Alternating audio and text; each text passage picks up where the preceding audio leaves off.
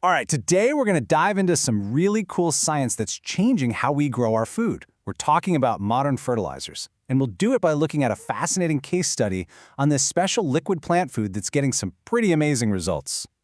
You know, it's the question every single farmer, every gardener has asked themselves. You can give a plant water, you can give it sunlight, but how do you really kick its growth into high gear and get the absolute best results?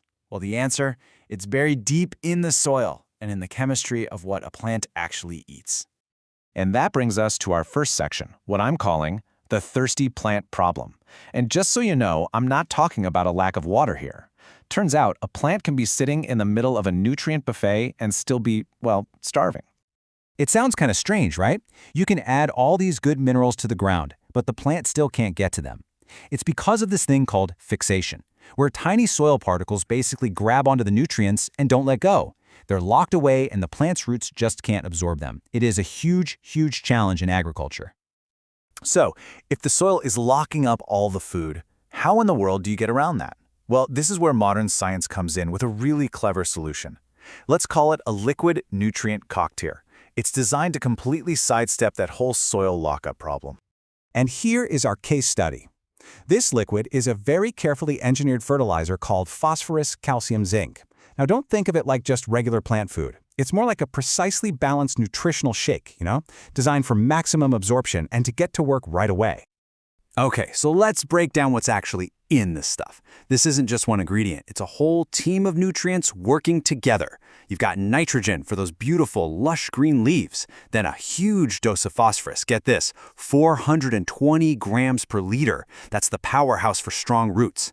Potassium for overall health, calcium to build strong cell walls, and zinc, which is kind of like the spark plug for the plant's growth enzymes.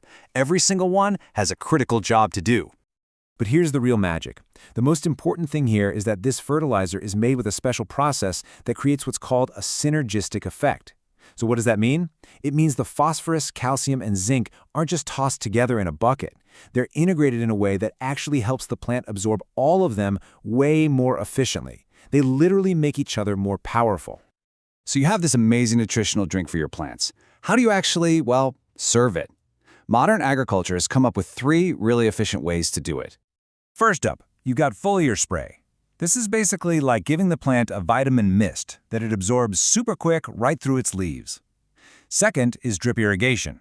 That's a slow, steady feed right where it's needed most, at the roots. It's incredibly efficient, almost no waste. And third, for the really big farms, you've got flying spray. Yep, we're talking about using drones to cover huge fields perfectly and evenly. This is precision farming at its best. Okay, that all sounds great in theory, but does it actually work? Well, you know what they say, the proof is in the harvest. So let's take a look at some side-by-side comparisons. And wow, this picture just says it all, doesn't it?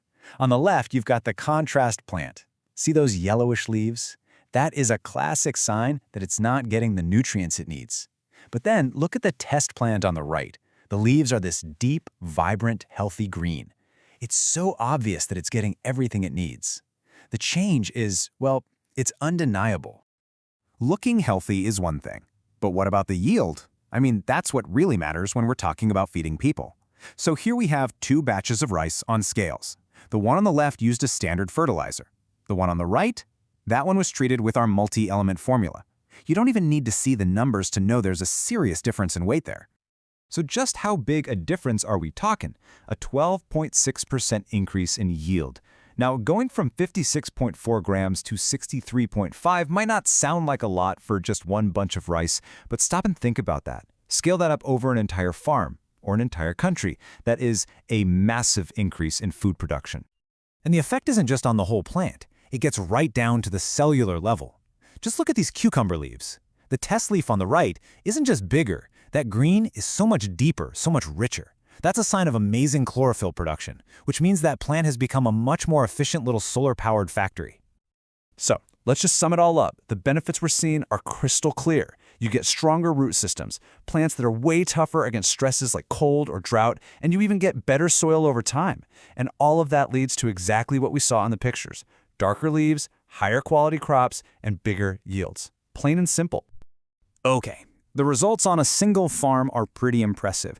But the real impact of this technology gets super clear when we zoom out and start looking at the bigger picture.